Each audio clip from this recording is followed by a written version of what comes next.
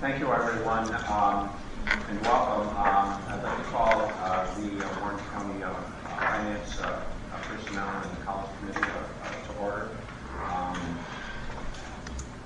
I'd like to call the Community College Committee of Washington County to order.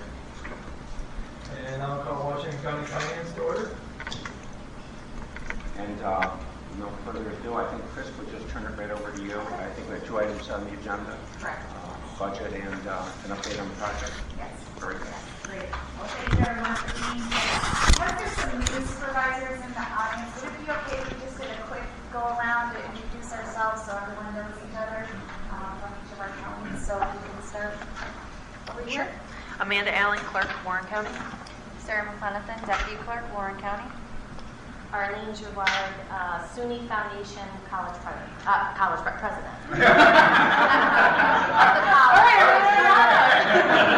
Just, yes. I knew I said it there. Ron Collins, Tom Bolton. Dennis Dickinson, North Georgia. Craig Downs, Ron Montesky, Queensbury. Ryan Reichenbach, County Attorney, Warren County. Kevin Geary, Town of Warrensburg, Warren County Chairman. Craig Leggett, Town of Chester. Peter McDevitt, Swalls. Claudia Bramer, Glens Falls. Lisa Nestor, SUNY Adirondack. Sarah Eidelman, Greenwich. Cassie Fedler, Cambridge. Dana Haff, Hartford. Mike Swan, Warren County Treasurer. Rachel Hissinger Patton, SUNY Adirondack Foundation. John Jablonski, SUNY Adirondack Vice President for Academic Affairs. Good morning, Rich Ferguson. I'm on the SUNY Adirondack Foundation Board. I'm Bernice Menace, I'm the Board of Trustees from Fort Anne. Patricia Pietropalo, SUNY Adirondack Board of Trustees. Michael Booth from the Post-Star. Trustee O'Fay, Assistant to the President, SUNY Adirondack. John Moravito, Board of Trustees, SUNY Adirondack. Matt Simpson, Town of Oregon. Caroline Mosher, Anne Marie's assistant. John LaPointe, Town of Putnam. Richie Moore, Fort Anne. Matt Hicks, Granville. Dave O'Brien, Hampton. George Armstrong, Whitehall. George Gagnon, Dresden. Eleanor Left, Washington County Treasurer. Krista Bolt, Washington County Administrator. Gabby Frihoto, Clerk of the Board, Washington County. Bob Hankey, Council Supervisor Argyle, Chairman of the Board, Washington County. Well, great. What a great Wait, meeting. we forgot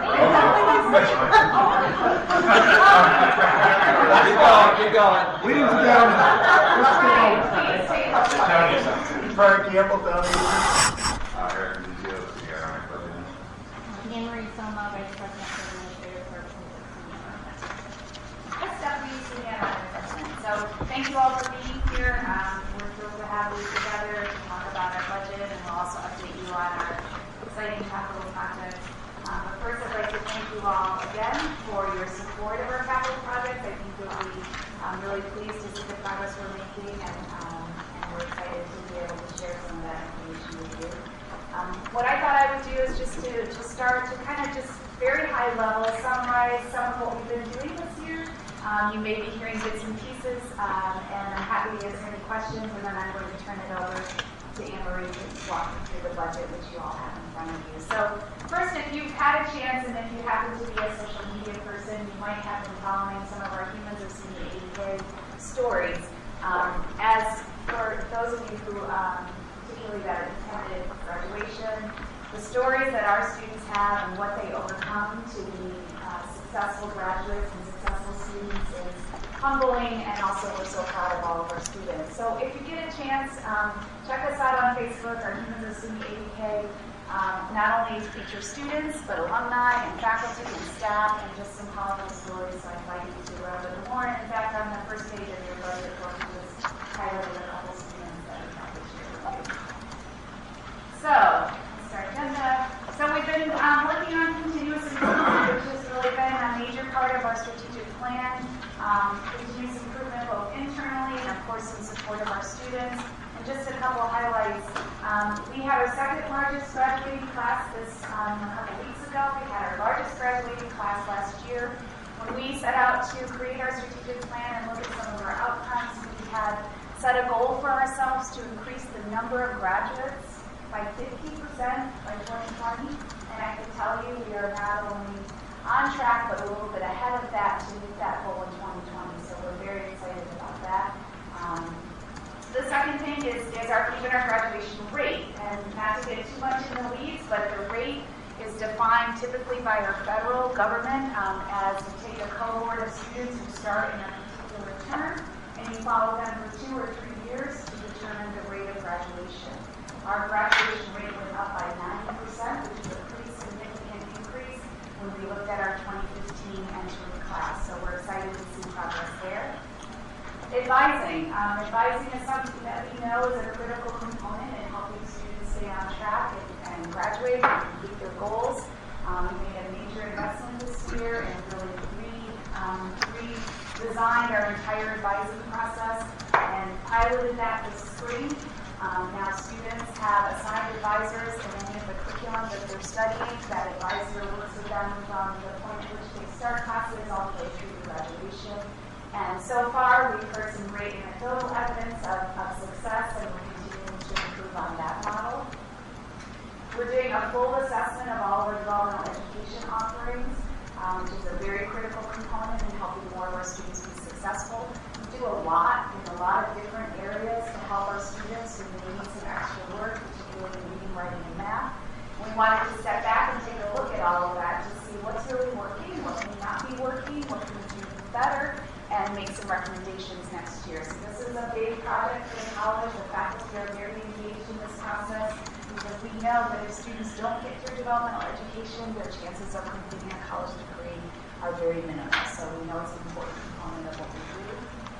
And finally, we have set a goal for ourselves in our strategic plan to continue to look at other sources of revenues to support some of our strategic initiatives, particularly in the form of grants. And I'm happy to say that we're making tremendous progress in that area. We made a commitment in adding a grants writer to our staff last year, and just in 1 year we've been able to realize some really exciting grants to help support our work both from the capital aspect as well as operational. So, to give you a sense, in 2014 we had about 105,000 additional grant funds, and this year we have a total of 11 million. So we've made good progress, and we're excited about that. So in terms of how we've been working to enhance the learning environment, of course our physical spaces, thanks to you and the support of our taxpayers to be able to invest in our capital infrastructure is very important. You'll hear more about some of these projects later. Learning support services, we want to make sure students are coming to us, that we're supporting them along the way. And our math faculty this year got together and are piloting what's called Quantway, which is a type of math pedagogy, a type of delivering math remediation that was created by the Carnegie Foundation. It's been implemented in several of our sister institutions across the community college system in SUNY. And I'm happy to say that 4 of our math faculty are going to be trained on this summer to implement this new opportunity in the fall. The success rate of students coming through this Quantway method has been very high across not only the state but the nation, and we'll be adopting that here at SUNY on that. As I said, new advising services, the Educational Opportunity Program, you may have read about this in the paper. Just briefly, the Educational Opportunity Program, or EOP, has been around in New York State since the late 60s. It's a very successful program in supporting students who come from low-income backgrounds who need extra work in their academic endeavors to be successful. The state has not funded a new EOP program in almost 30 years. Last year, the legislators put money in to increase funding for EOP. Several colleges applied to bring that program to their campus. We've never had the program here, and we were one of 4 community colleges in the state to be awarded to offer a new program, which is very exciting. In fact, we were awarded the highest amount of money of the 4 community colleges that were given the opportunity to do EOP. So we will be implementing that this fall. It's a cohort of 80 students that meet particular income guidelines and also demonstrate a need for academic support. We'll have 40 or so students here this summer working on some of their developmental education needs, and then hoping to start college ready in the fall. It's really a program of kind of what we call wraparound services, making sure students have a counselor that they work with regularly, making sure they have the tutoring services that they need. It's a very intrusive program. The success rate across the state for college that have EOP are very high, so we're excited to be able to offer that program. And also recently, if you read in the paper, we were also awarded an opportunity to be part of what we call the Pell Experimental Program for dual enrollment.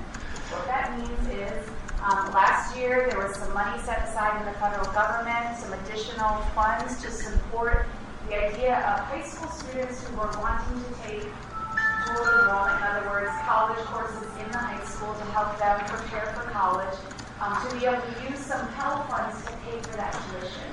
So just so you are aware, we do that, of course, in all of the different high schools in your counties. And even though we're allowed to reduce the tuition cost for those courses, for some students that's still out of reach. So this will be an opportunity for our most needy students to be able to take those courses to be better prepared for college. Our internal research shows that even if a student takes one college credit course in high school, they're almost double, they're more than double likely to graduate from college. So we know it makes a difference in helping students prepare. So we're just getting the details on this now, but we were one of only 44 institutions in the nation to be identified as a Pell experimental campus, and so we're extremely excited to be able to, again, help some of our neediest students be successful. In the career readiness theme, we've been working hard on our transfer agreements to make sure we have very seamless and obvious pathways for students to come to their first 2 years and then continue on. At many institutions, like the most recent student we assigned was with the University of Albany. It's a little bit different than just a standard transfer agreement, which we have with quite a number of colleges that just simply says, if you follow the curriculum, you do well, we'll take all your credits and you start as a junior.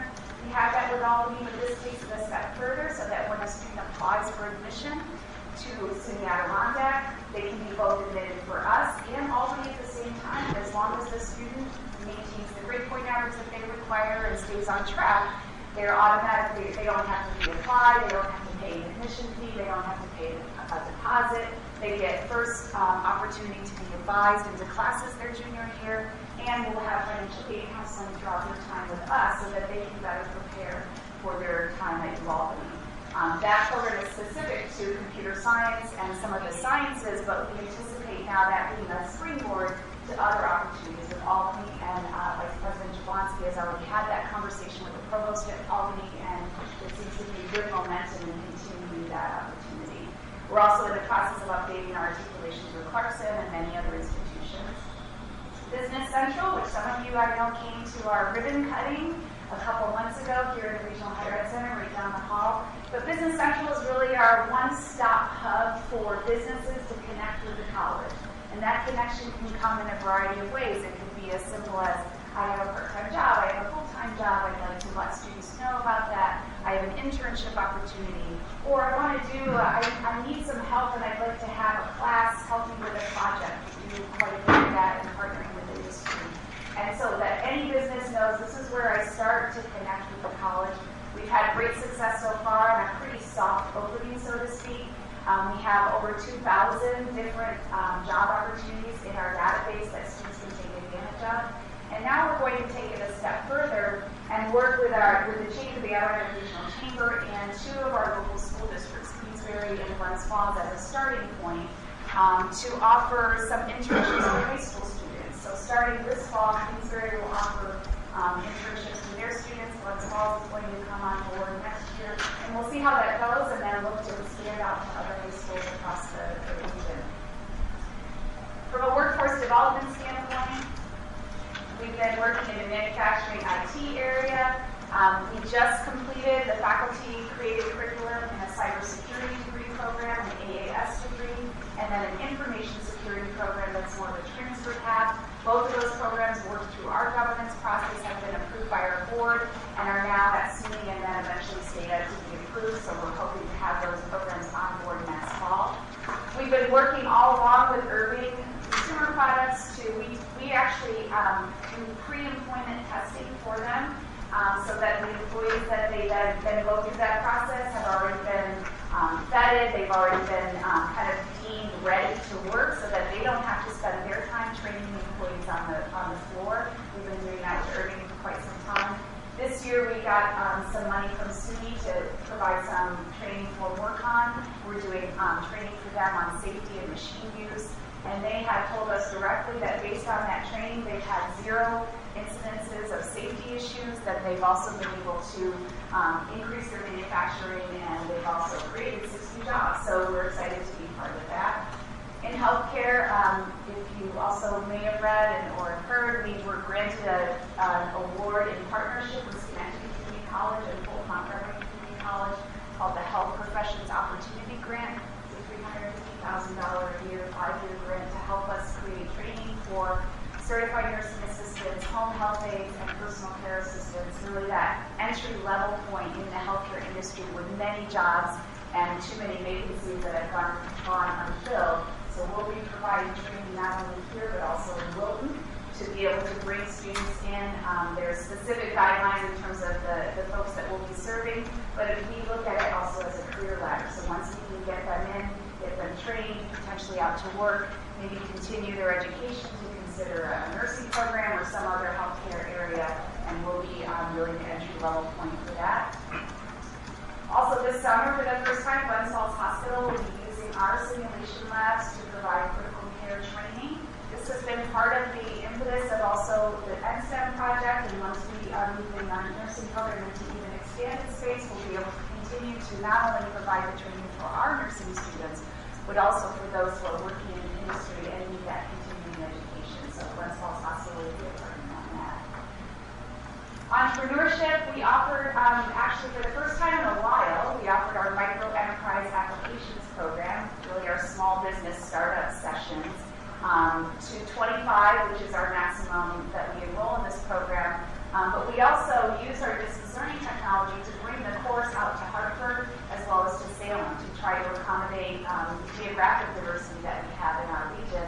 And I'm happy to say we had students at each of those sites as well as here in Queensbury, and very successful. And what's really kind of neat about it, we also were able to utilize some funding from the foundation for our own current students who might be pursuing a degree or thinking about opening a business, and they could attend those sessions through some funding through the foundation. We had 4 students that do that as well. So we're moving along in entrepreneurship, and certainly a big part of our Workforce Readiness Center. And then in the agricultural area, we did have our grass-fed beef summit in partnership with Herkimer Community College. One part of the session was offered there. The second part of it was offered here. We had 110 people here on campus. We have, as we've said to you before, we're working on this agricultural management degree program. We had some hiccups with our state education department in terms of some of the curriculum, but we've worked its way through, and it's now back at state ed, and we hope to have that program ready for next year. So I'll turn it over to Anne Marie, but any questions so far? That's a lot of information.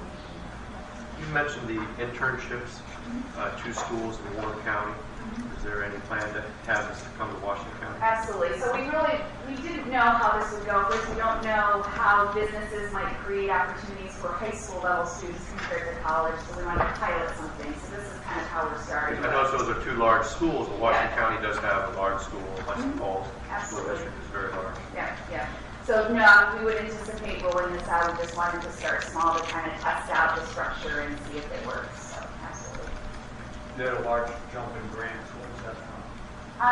A combination of several things. Certainly the $9.7 million that we received from SUNY 2020 was a big jump of that. And then the remainder of that came from the SUNY system through the performance and investment funds. We had some small grants that came from outside donors, so multiple areas, but the 9.7 kind of drove that out.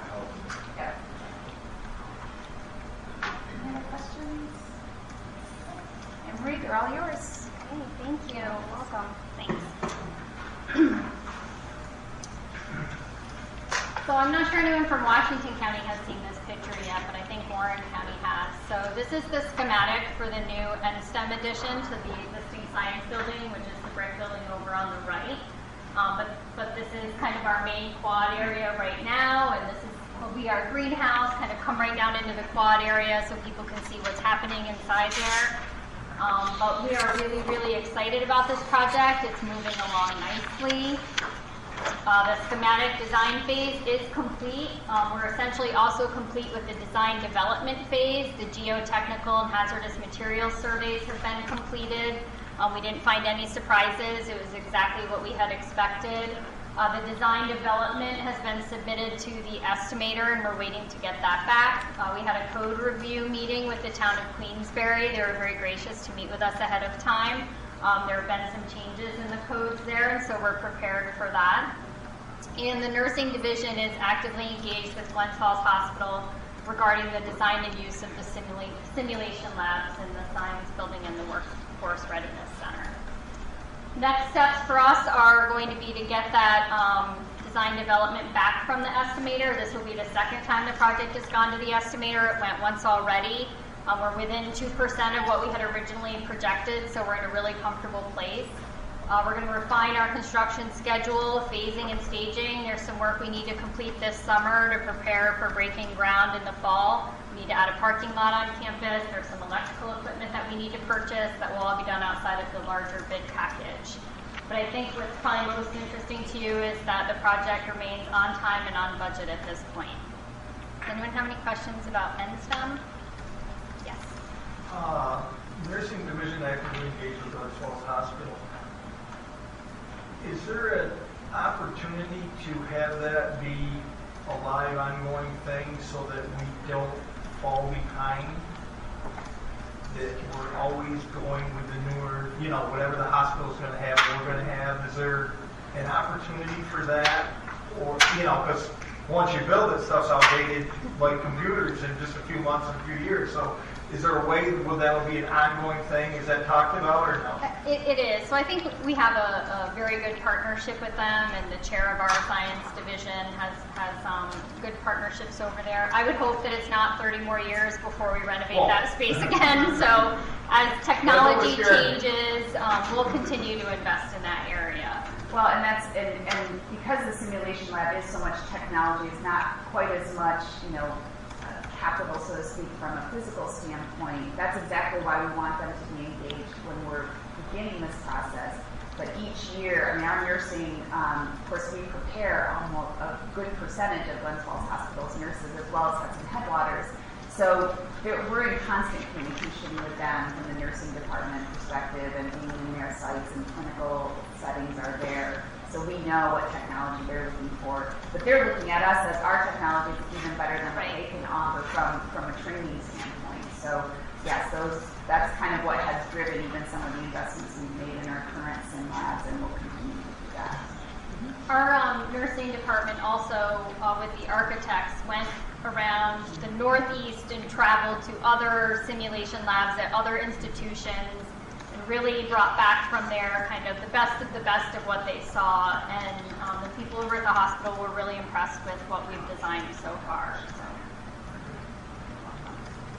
We do have 3 other capital projects going on right now. The Workforce Readiness Center is on the same construction schedule as NSTEM, so the updates for that are exactly the same.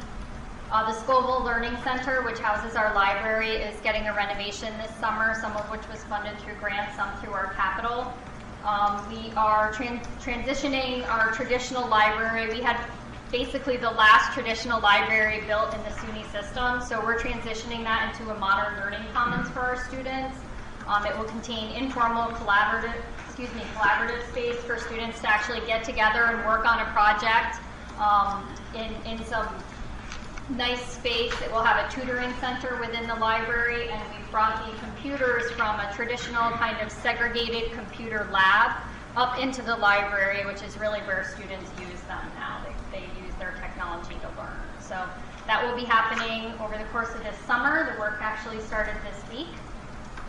We did receive $1.2 million in capital from the SUNY Investment and Performance Fund to do some renovations to Warren Hall. We're going to be creating a welcoming, student-friendly center for student success there, which will house all of our advisors, at least our full-time advisors. And that work schedule is slated to start this fall, but really depends on SUNY timing for cash. So we'll start as soon as the money rolls in, basically. But those are the other large projects that we have on campus right now. Any questions about any of those? So now for the fun stuff. As Dr. Duffy mentioned, we've been working on this Humans of SUNY Adirondack campaign. In your packets, we highlighted 2 of your residents, one from Warren County, one from Washington County. Bo Dahlgren is from Queensbury. He said SUNY Adirondack was such a great resource. He knew he didn't have to leave the area to get a great education. He's currently studying marketing and is an intern at Hill Electric, where he's working on their social media marketing campaign, monthly flyers, and assisting them with their catalog layout. So he's doing good work over there. Brianna Moore is a Washington County resident from Fort Anne. She said SUNY Adirondack was the perfect transition for her between her deployment and figuring out what the next chapter in her life is going to be. She's transferred to the University of Charlotte and is studying to become an FBI investigator. So, as Dr. Duffy said, we're really proud of our students. We're proud of the opportunities that we offer for them here. I know we have some new supervisors in the room, so for those of you that have seen this slide from me 10 times before, I apologize. But it can be difficult to understand our funding if we don't go over it, and I know that it's small, so I'll try to talk to it as best I can. But essentially, state education law regulates our operating and our capital revenue streams and our expenditures, and we have two separate budgets here. We have operating, which we're going to talk about today, and we have capital, and we really can't commingle those funds. They are separate budgets, separate expenditures, and New York State Ed law tells us what's operating and what's capital. So we really don't have a lot of leeway there. For operating, which is what we're talking about today, our sources of operating revenues are state revenues, comes in the form of state aid, which historically has been a rate per FTE, as well as rental aid, which is a dollar amount per square foot. The total dollar amount the state invests in rental aid across all the community colleges hasn't changed in quite a number of years. But the amount of square feet that we're all renting has increased because as we have less capital dollars to invest or grow our campuses, we look to rent space when possible to accommodate any enrollment fluctuations. So the amount of square foot is going up, but the total rental aid is staying the same, so the amount per square foot has decreased. We also now have received some state revenues in the form of grants like the SUNY Investment and Performance Fund. I anticipate we'll see more of that in the future and less in the form of a rate per FTE as SUNY really tries to drive specific outcomes from us. The next form, and actually the majority for us, comes from student revenues in the form of tuition and fees.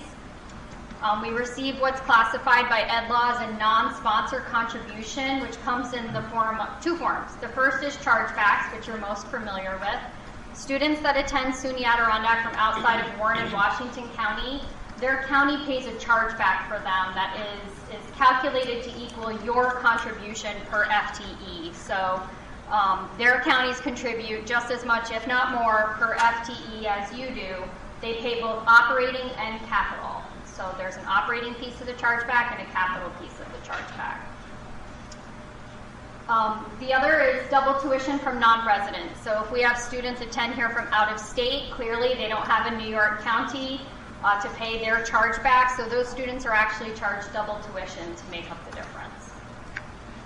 We then have our sponsors contribution. It's made up of Warren and Washington County sponsors cash. New York State Ed law mandates that you maintain maintenance of effort, which means you cannot give us less money this year than you gave us last year. And that's dictated in New York State Ed law. And any fund balance that we apply towards the budget also counts as your sponsor's contribution. We have other income, which comes mostly in the form of, events and conference services is what's really the most popular and most seen. And then we have grants. They aren't part of our operating budget. Clearly, grants are revenue in, revenue out. You don't really support your operating expenditures with them. However, they are included as an additional line in our operating budget because Ed law tells us that it has to be that way. So as Dr. Duffy mentioned, we do receive several grants, Perkins, Upward Bound, Workforce Development recently, many SUNY grants. The Investment and Performance Fund is just one. We also received the HPOG grant. For those of you that are new, I think the most important thing to recognize is that over the last 10 years, community colleges in New York State have really gone from being state-supported to state-assisted. We are now very highly tuition dependent. Our revenues fluctuate with enrollment very significantly. That didn't used to be the case for us when state funding made up the majority of our operating revenues. And we're really in a position where we can't continue to rely on fund balance. There was a period of 3 to 5 years where we used fund balance every year to balance our budget when the state significantly reduced their state aid rate per FTE in 1 year. And for 3 to 5 years after that, we kind of used fund balance to try to close the gap. And we're at a point now where we can't do that anymore, and we'll get into that a little later. Does anyone have any questions about how we're funded? Yes. What's the percentage of the chargebacks for capital? You said It's a dollar amount. They pay $300 per FTE. Historically, that has been our capital revenue to spend up until just this year when our counties have supported our capital project. Yes. Part of the chart there, it says maintenance of effort. Since they didn't follow what you said, what you meant when you said the county cannot contribute less money or more money, what? So it's really, the way Ed Law looks at it is together Warren and Washington County are our sponsors. So it's the total sponsor contribution cannot be less than it was the previous year. It can be the same, but it cannot be less. Now, Warren and Washington County then split that sponsor share based on your fall enrollments from 2 prior years. That's been your long-standing agreement on how you split that, and we calculate that for you. But essentially, New York State Ed Law states that the sponsor share in total cannot be less than it was the prior year. If that happens, it starts a very desperate downward spiral. We have to go back to Ed Law funding. We can't charge students more than, I think it's 33.3% of total operating revenues, which you'll see would be actually impossible for us to continue to open our doors. Okay, so you can certainly follow along in your book or on the slides. Same information is going to be on both. If you turn to page 1 of your packet, you'll find the executive summary that we're going to go over just now. So,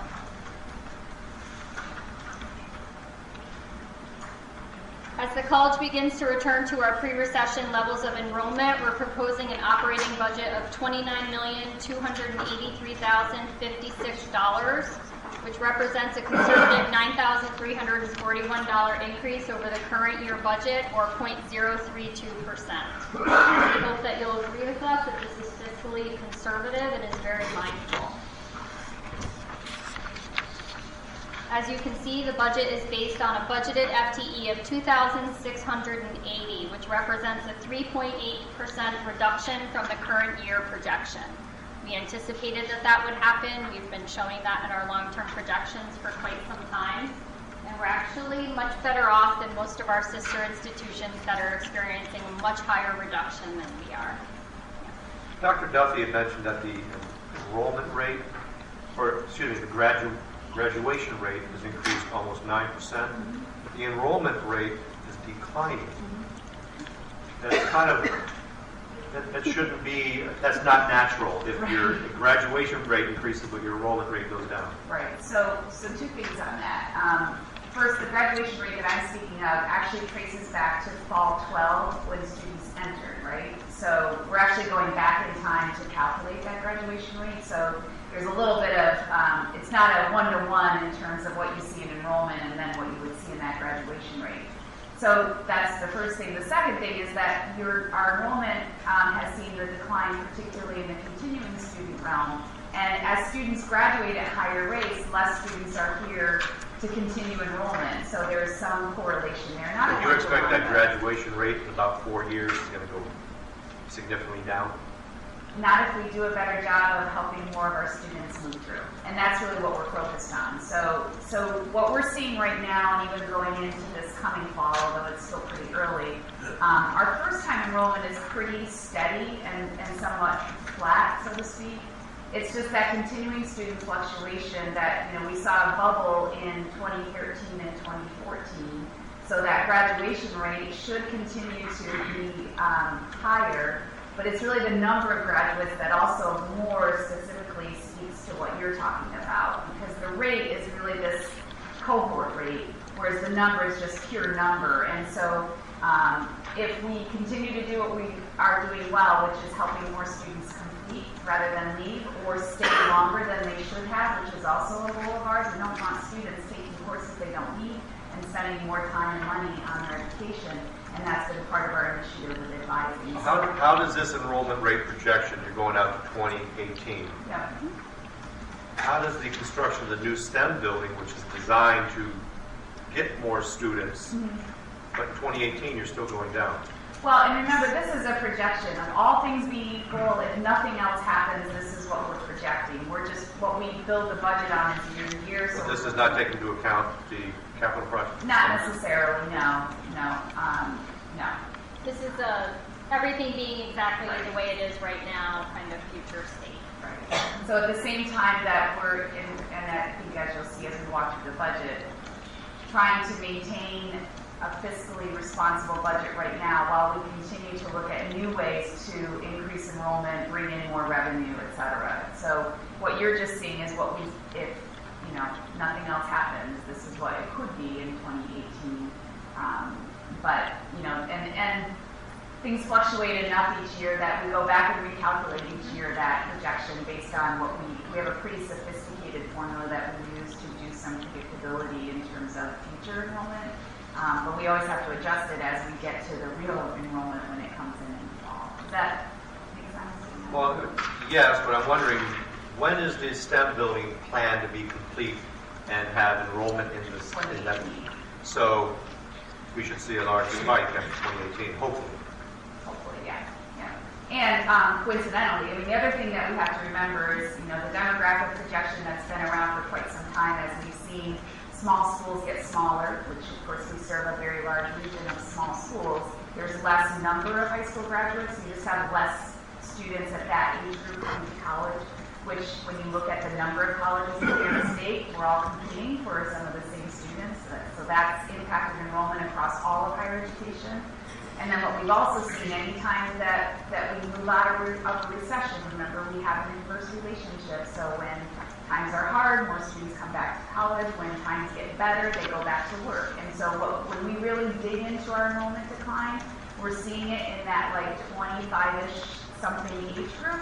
Students are saying, well, I can get a job, so I'm not as maybe motivated to go back to school and complete a degree or start a degree, et cetera. And we're seeing that exact relationship. So not that we're wishing for a recession or anything, because that's not what we want for obviously our community, but community colleges are directly impacted by that. So what we know, or at least what's being projected, is about 2022, that demographic shift of the traditional age student is supposed to increase again.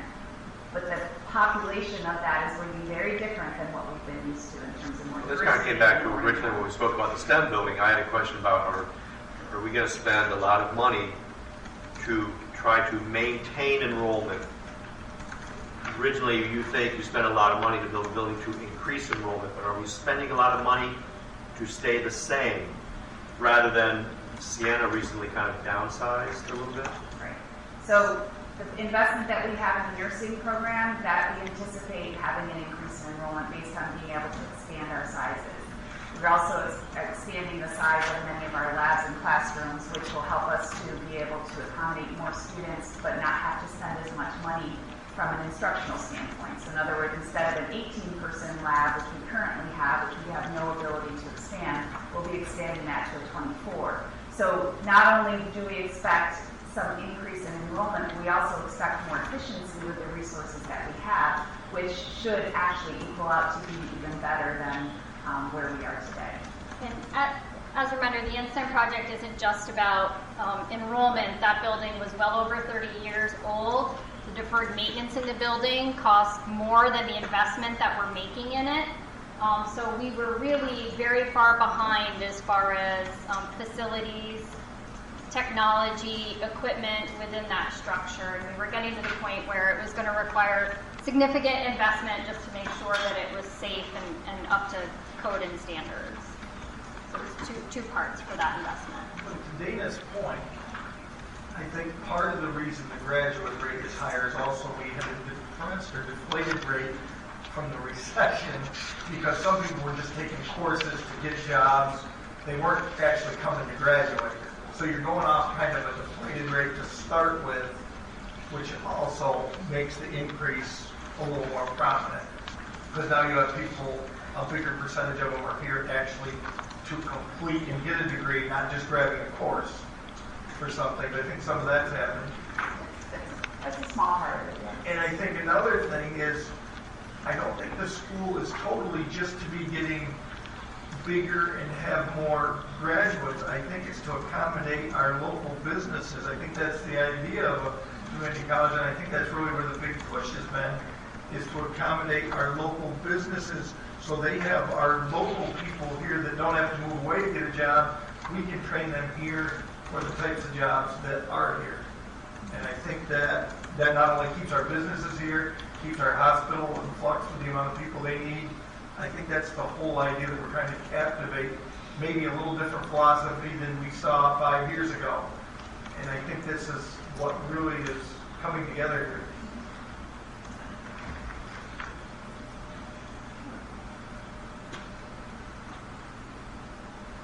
Page 2 of your packet summarizes proposed changes in revenue if you'd like to flip the page.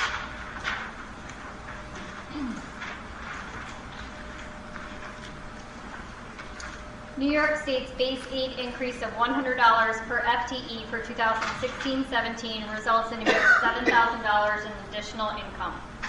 Rental aid increase is only $2,000, and as I mentioned before, the number of square feet that we're renting has increased, but the dollar per square foot has decreased.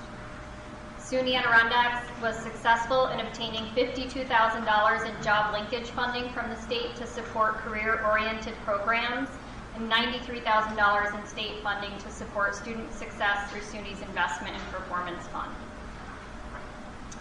As a result of our projected decline in enrollment, we are budgeting for student revenues from tuition and fees to be down $934,000.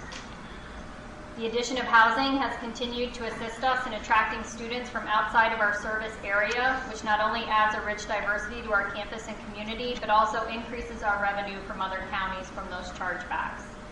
For 2016-17, SUNY Adirondack will experience the largest chargeback rate in the college's history, and will result in a projected increase in chargeback revenue of $700,000.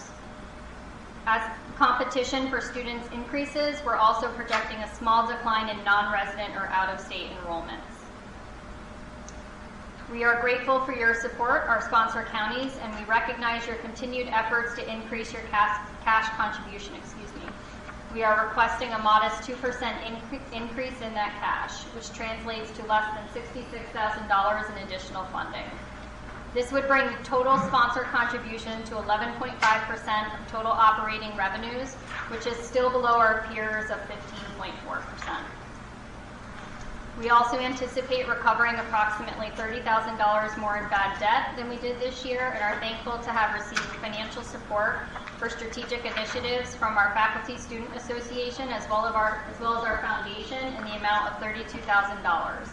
Other miscellaneous increases to revenues totals $11,000, which nets to the $9,000 difference in the operating budget. I've also detailed for you operating revenues by source compared to our peers so that you can see. Although SUNY Adirondack continues to maintain one of the lowest rates of tuition in the SUNY system, I think we're the 7th lowest or the 8th lowest. Years of underfunding at the state level and lower sponsor support than our peers results in students bearing the majority of the financial burden here, representing 46.5% of operating revenues. The good news is that this is a decrease of 3.2% from the current year as a result of the increased chargeback revenue, but you can see that it's still a challenge that we have to work hard to overcome.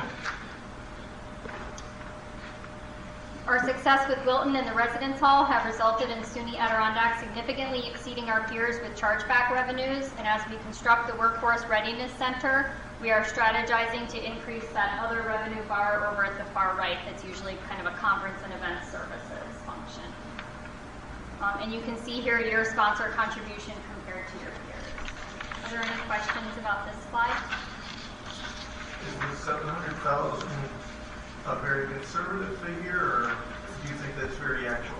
I think it's very actual, and keep in mind that it's budget to budget. So this year, our actual chargeback revenue was higher than we had budgeted. So when you're actually looking at it compared to our current year projection, it falls right in line. But we've really done a good job in maxing out the residence hall, increasing Saratoga students due to the Wilton location, and it's really made a difference. What constitutes bad debt? So bad debt would happen when a student doesn't pay their tuition bill, or if their funds need to get returned to the federal government because they dropped out of a class and they had already received their refund.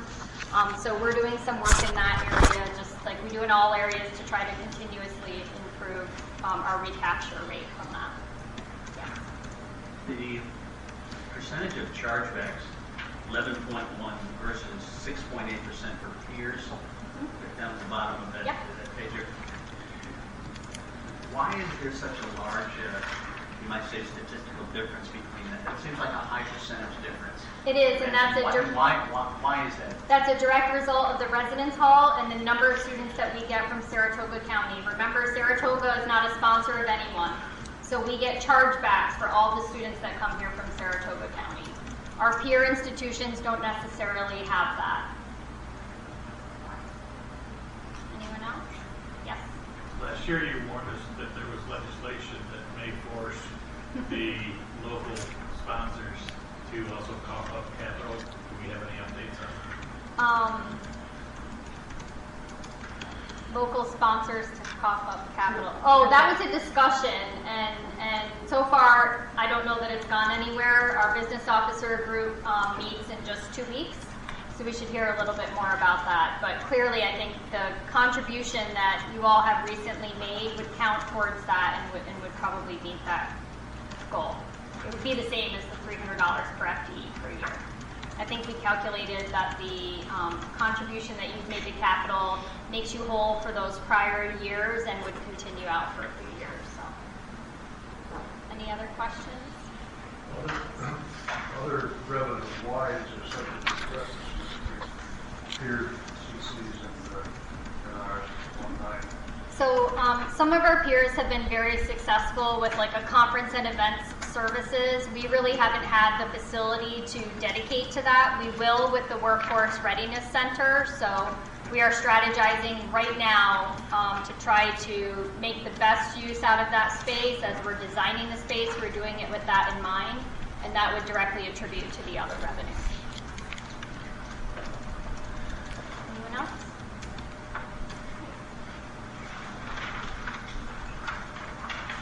If you turn to page 3 of your packet, we summarize the changes in operating expenditures.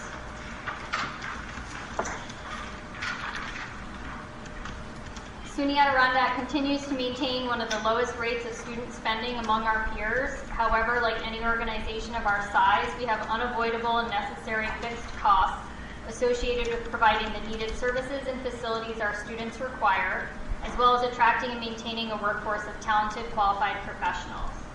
The college administration, faculty, and staff continue to identify ways to reduce costs, and together we have agreed to defer positions, reduce spending, obtain outside funding, and reorganize departments to manage personnel expenditures. As a result, the net increase to the budget for 2016-17 for personnel expenses is $340,000. We anticipate benefits to be reduced by approximately $109,000 as a result of a positive health insurance renewal, as well as those positions that we've deferred, retirements we've experienced, and reorganizations within departments. We have made the decision to reduce spending on equipment and software for 2016-17 in the amount of $170,000, and various other adjustments to printing and advertising, utilities, uncollectible accounts, and other items total $17,000, which gets us to the $9,000 change in budget. Does anyone have any questions about that? And for your information, I've also detailed for you our operating expenditures by category compared to our peers. Any questions about where our expenditures go? If you turn to page 4 of your packet,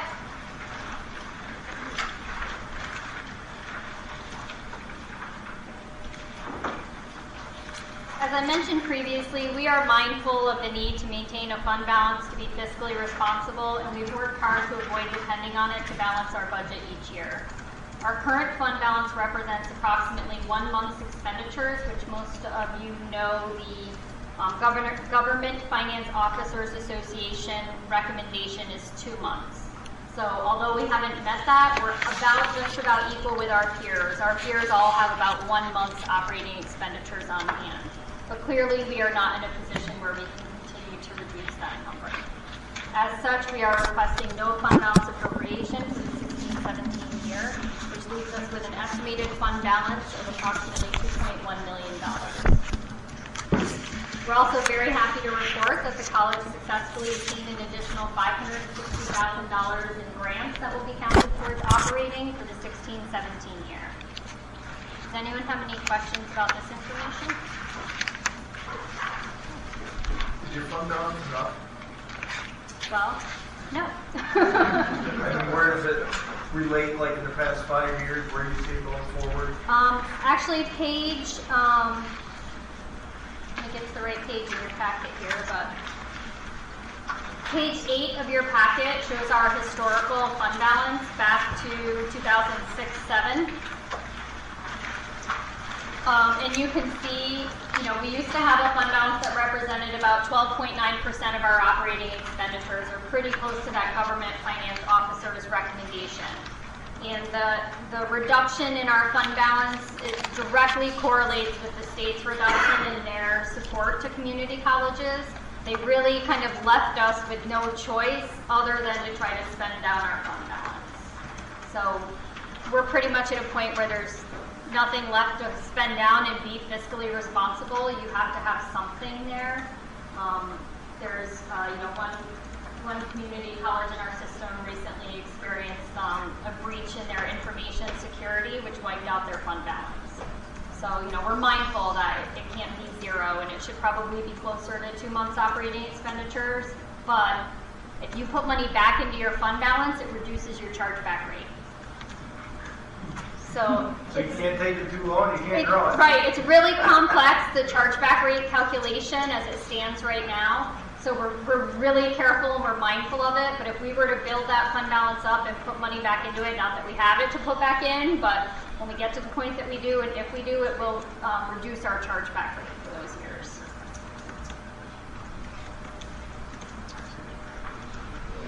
So let me go back to the chart. If you turn to page 5 of your packet,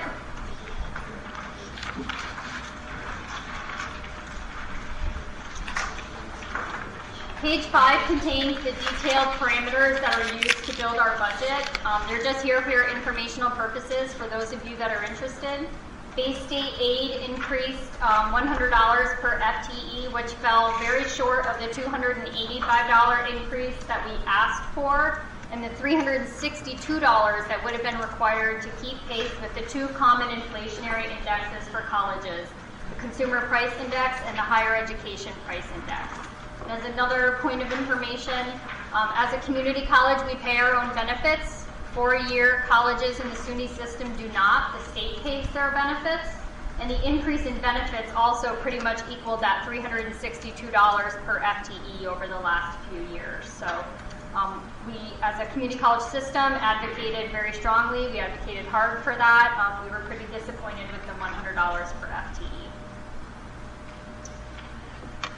The new state aid rate of $2,697 per FTE is essentially only slightly higher than the state's funding in 2008-2009, which you can see on page 10 of your packet, and that goes back to the year that the state really kind of significantly reduced their state aid in the middle of the year. You can see that we are requesting the 2% increase from you, our sponsors. The Warren County split would be 57% of that. Washington County would be 43%. As a reminder, that split is based on your fall 2014 actual enrollments, which has been the long-standing agreement between both counties. This equates to a $37,000 increase for Warren County and a $28,000 increase for Washington County. The most exciting part of our budget, the chargeback rate will increase $630 to $2,570 per FTE. Some information for you, that chargeback rate contains a reconciling number from 2 years ago. And for us, that amount is an increase of $125 because we had had like that year that we hadn't budgeted for and accounted for. So the $630 number is really great, but it won't be that high next year. That adjustment will go away, and that's $125 of that number. And just so that you're aware, when I reference our peer community colleges, I'm referring to our friends at Cayuga, Corning, Herkimer, Jamestown, Jefferson, Schenectady, and Ulster. Those colleges are identified as having plus or minus 10% variance from us in different things such as FTE, operating revenues, operating expenditures, etc. The remainder of your packet contains detailed information we've already covered and some historical data, but I'll walk you through it. The proposed budgeted revenues are contained on page 6. The budgeted expenditures are contained on page 7. The historical fund balance information that we looked at is contained on page 8. Your historical sponsor information is contained on page 9. And historical headcount, FTE, chargeback rates, state aid rates, and tuition information is contained on page 10.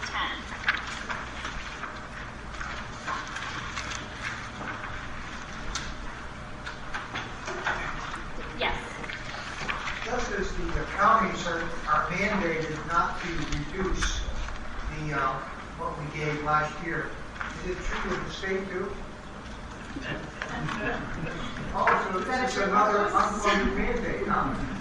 So the state is mandated, according to New York State Ed Law, to contribute a certain percentage of our operating revenue, and every year they essentially pass an exemption to that law. Every year. Thank you. You're welcome. Amber, Yes. could you give us a quick update on how you're doing with your daughter? Sure. Yeah. Chris, you can. Yeah. Sure. So, if you recall, we were over occupancy for fall of 15, which we were thrilled about. And at this point for fall 16, we're tracking ahead of where we were last year. So we anticipate being full, if not having a waiting list within the next month. So we're doing very well. Are you anticipating? That's my question too. Should the time come that seems like a reasonable and smart thing to do, we'll consider it. But at this point, we'll stick with what we have. Thank you. As a reminder, though, the building was built to have an addition conveniently added onto it. So, but we're also mindful of that projected overall decline in enrollment in New York State. So, yes. Hey, Marie and Chris, there is something that came up yesterday at our county meeting, and it was referring to the EMS squads and the lack of ALS personnel. We really, I think it takes 400 to 500 hours of training to acquire that status. And we're in a quandary because we're not sure, some of these are volunteers, some are paid, but 400 or 500 hours is a long time. And there isn't a course, I don't think, that we can put forth where someone can take.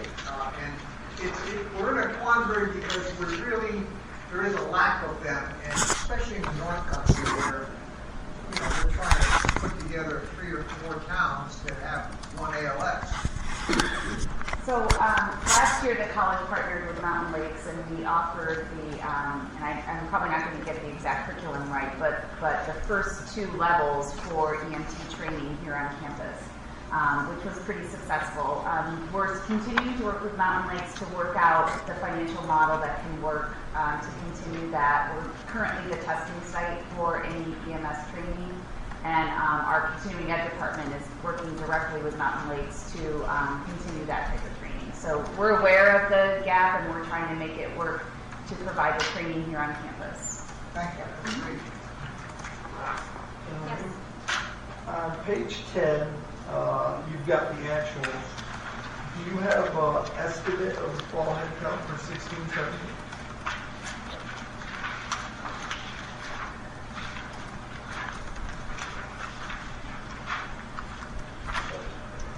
Oh, we do, but now you're testing my mind. Do you remember by any chance?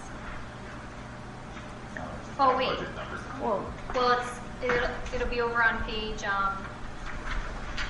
my FTE projection slide, so. The current year projection for budgeted FTE is 2,785. That's the full year, okay. Yep. So So that's in the a little current higher. year, we were down significantly from our budget. The budget that we proposed for this current year was based on 3,007 FTE. The projection currently is 2,785.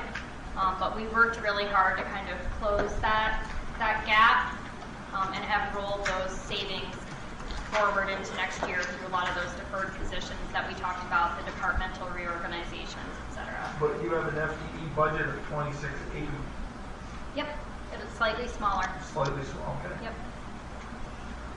About 3.8% smaller than where we're projecting to be this year. But it's about Well, you 14, gotta- you it's gotta about cover it. 14% less than the budget that we set for this year. Any other questions? Well, come on, you had such good ones. So in summary, what we're asking you for today is to approve our 2016-17 operating budget. Your resolutions need to include grants in that number, even though we've been talking about an operating budget number, but that number is $30,396,009. And we're also asking you to approve that 2% increase in your sponsor contribution. And this graph is kind of showing your sponsor contribution as a percentage of operating revenue over time. So I think it kind of flows with your unfunded mandates and your property tax caps, all along with kind of mirrors the state's contribution, which together is what has really resulted for us in that increased contribution from our students in the form of tuition and revenues. Yes, Dave? This graph, each percentage is an increase over the previous year, correct? In cash contribution, but not as a percentage of operating revenue. So if we were to see this as cash contribution, it would go up, up, up, up, up. That's correct. Not- And you see that on page 9 of your packet. Not in graph form, but you see the dollars there. But yes, your cash contribution, there were several years where it was flat, which contributed to this decline right here. But after those But years, it's not it really a has gone up. decline, because these are accelerations. This is, From it's from a, 13.3, you went up on top of 13.3, 12.9, so it's an is that me? increase. So I thought I was leaning on something. these were all increases on top of the previous year, but because you have it out as per operating revenue, the operating revenue increased significantly more than that. So you have this graph that gives the appearance it declined, where in fact it increases every single year. Your cash contribution has increased except for the years where it was flat. Do you have a graph with cash contribution? I don't, but it's on page Page 9 9. of your packet. 95 to 99, it was. Well, you have to look at total sponsor contribution because it's split between your two counties based on your enrollment. We were both the same. So you can see 1995, 96, 97, 98, 99 was all flat. 92, 93, 94, more recently 2001, 2002. Got a small increase for 2003, but then it's flat for 2004, flat for 2007, 2008, increase, and then was flat for 3 more years. So there were periods of time where just on an annual basis, that increase was not there. And what that has resulted in is our sponsors' share of total operating revenue being pretty significantly below our peers. And if I go back to, I can go back quickly to that graph, it's really resulted right here in students carrying more of the burden at SUNY Adirondack than at our peer community colleges.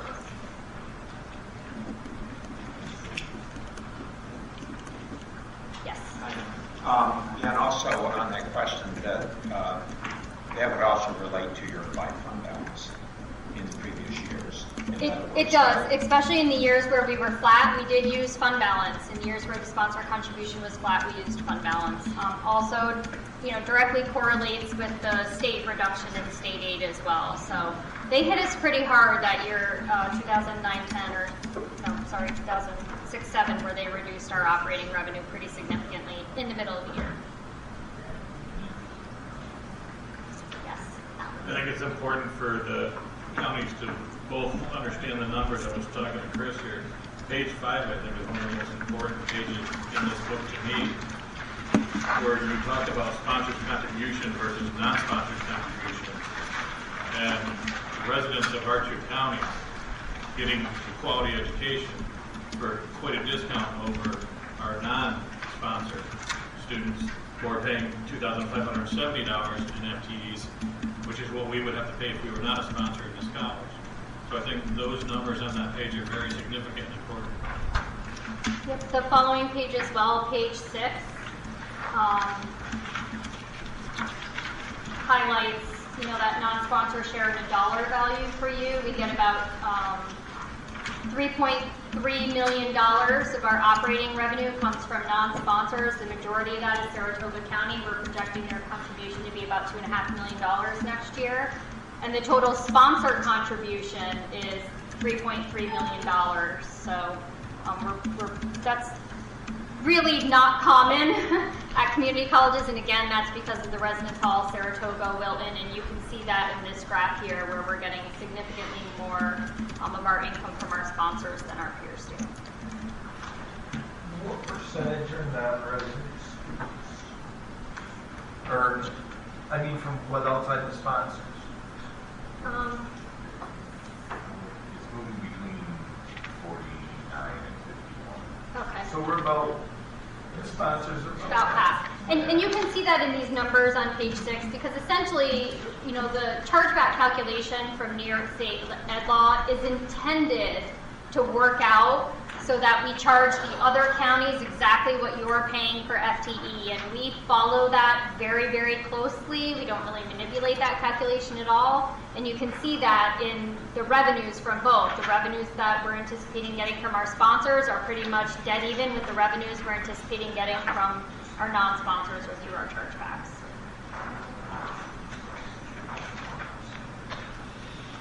Are there any other questions about our operating budget that I can answer? Okay, well, that's really all we had for you today. Thank you. If you have any other questions, please let us know.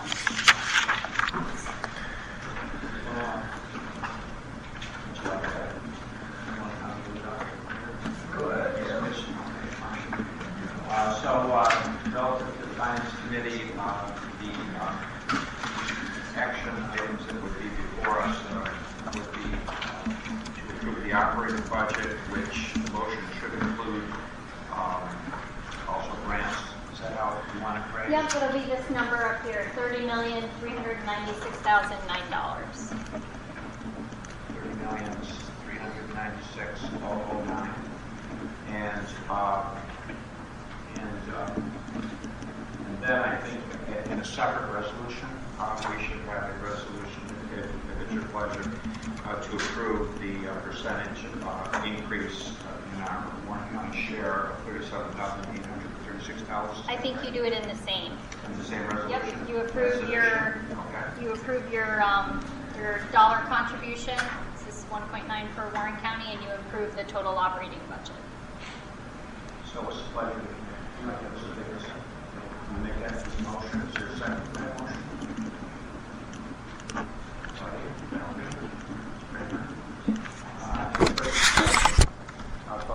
Thank you for entertaining my question. How does that percentage increase compare to what we typically be doing? Is that normal? Well, I'll let Anne Reed respond to that.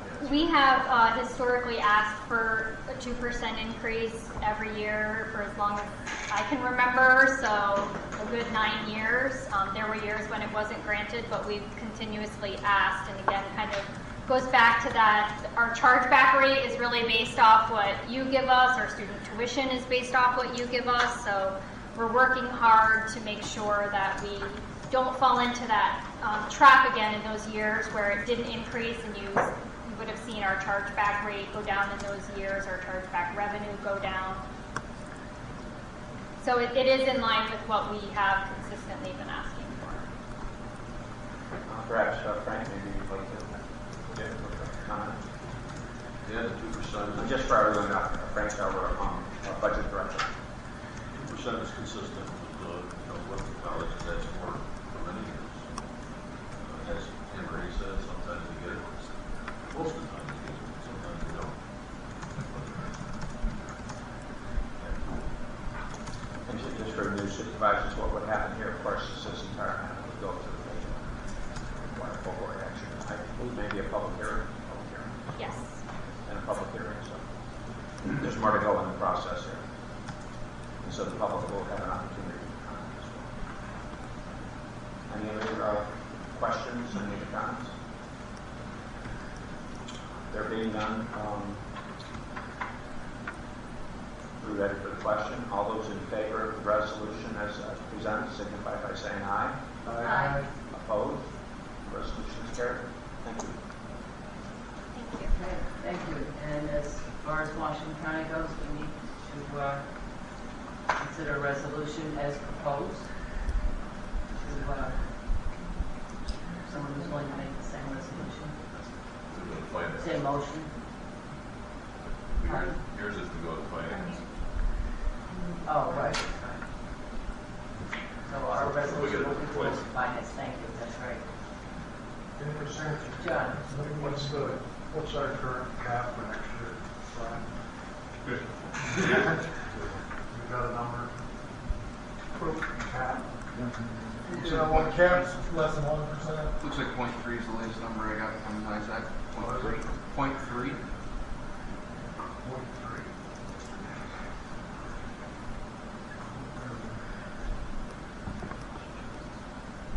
We have a motion to move this to finance. George, Maggie, makes the motion. Rich, second. Rich Moore, seconded. Any discussion? Any questions? All those in favor? Aye. Opposed? Motion carries. Okay, finance. Motion to accept the budget was proposed. I'll do it, Brian. Okay, Dave, second. I'll second. Sarah. Any discussion? David? You know, the amount of contribution by the sponsors supposes that this campus is split down the middle of Warren and Washington County because it goes by the number of students. It's blind to the fact that this campus is in Warren County. A tremendous amount of sales tax goes to Warren County by the students here, whether they buy gasoline, go out and get a pizza, or whatever. And I've long said that in this formula where we split it up, there should be something that recognizes location, location, location. And there is. How? It just goes by students. With the end stem, there's where the percentage makes up the difference. Warren County gets a lot bigger percentage of the end stem. There's a pretty 60-some percent. Or 60-some. Yeah, that's where it makes up the difference. Before, we were kind of unaware until we did something like this. Now we can see where the difference really is. So your point was well intended, and we all believed that up until when this came out and we realized this is where the difference is really made when we do a capital project like this. We pay about two-thirds. Okay. And as much as I would like their sales tax, it's kind of even figures. That's a good point. Any other discussion? All in favor, say aye. Aye. Opposed? Great. Thank you. There's no other business to come for the chair will get a motion to adjourn. Claudia? Peter on second, all in favor? We are adjourned. Motion to adjourn. Rich, Washington County. We just George?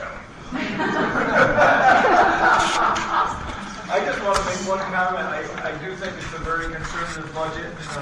The fact that you not, you ask for things when you need them, and you do cut expenses when you can, and I think that's very important to show that to